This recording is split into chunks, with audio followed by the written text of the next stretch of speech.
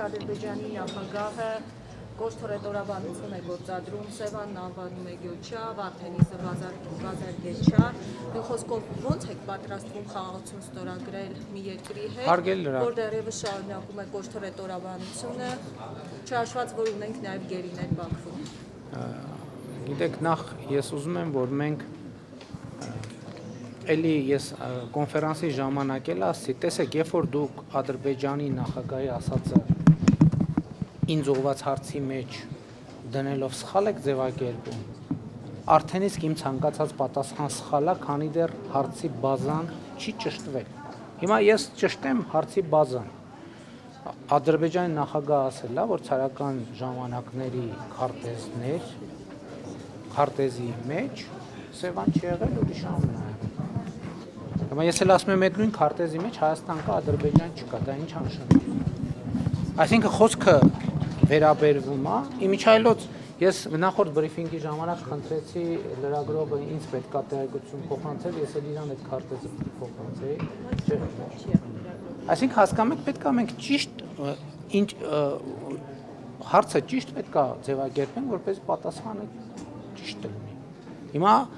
Ադրբեջանի նախագահն ասել է, չգիտեմ, որ թվի քարտեզում Սևան չի գրած է ուրիշ անուն։ Եվ ես էլ հարց եմ տալիս, ասում եմ, որ տենց հետ են գնում, միջև որ թիվը հետ գնանք։ Ինչ վերաբերվում է անազատության մեջ, գերության մեջ գտնվող մեր հայրենակիցներին, այդ հարցի պատասխանն էլ ունեք, դա մենք ամենօրյա աշխատանք ենք անում այդ ուղղությամբ, եւ ես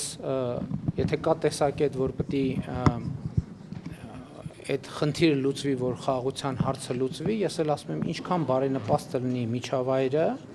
Հայաստանի եւ Ադրբեջանի միջեւ, այդքան ավելի հեշտ կլուծվի նաեւ այդ հարցը։ Այսինքն դիտանկյան խնդիր է, եւ ես կարծում եմ, որ եթե եւ խաղաղությունը մնացած բոլոր հարցերն էլ կլուծի, շատ հարցեր կլուծի։ Այսինքն այն ընկալումը, թե մենք պետքա բոլոր հարցերը լուծենք, հետո նոր լինի խաղաղություն, խաղաղության համաձայնագիրը, կարծում եմ, այդտեղ էլ բացարձակ չի։ Այսինքն դա պրոցես է, կենդանի պրոցես է, հիմա էդ էլ ճիշտ չի ասել, այսպես պետք է անենք, այդպես, որովհետև եթե այդ տրամաբանությամբ առաջնորդվենք, այս կետին չէինք հասնի։ Այսինքն խաղաղության այս կետին չէինք հասնի։ Հենց դրա համար է, որ մենք փորձում ենք հնարավորինս ճկուն մոտեցումներ ցուցաբերենք, այնպիսի ճկուն մոտեցումներ, որ տվյալ պահին մաքսիմալ համապատասխանում են Հայաստանի պետական շահերին։